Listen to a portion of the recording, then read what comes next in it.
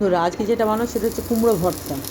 এর আগে বানিয়েছিলাম বিট ভর্তা, তার সাথে বানাচ্ছি কুমড়ো ভর্তা। কুমড়ো ভর্তার জন্য প্রথমে কুমড়োগুলোকে টুকরো টুকরো করে কেটে কড়াইয়ে অল্প তেল দিয়ে ভালো করে ভেজে নিতে হবে, মানে যাতে কুমড়োগুলো নরম হয়ে যায়, কিন্তু বেশি তেলে না, অল্প তেলে ঢাকা দিয়ে করতে হবে। প্রথমে কুমড়ো অল্প তেল দিয়ে আমি কুমড়োগুলোকে দিয়ে দিয়েছি। আমি আমার মতো অল্প একটুখানি কুমড়ো নিয়েছি, যার যেরকম দরকার ফ্যামিলি অনুযায়ী সেটাকে বাড়াবেন কমান। এই দেখুন কুমড়োগুলোকে আমি ঢাকা দিয়ে ভেজে নিয়েছি। বেশি ভাজা যাবে না, এবার যাতে কুমড়োটা নরম হয়ে যায়, কুমড়ো খুব তাড়াতাড়ি নরম হয়ে যায়।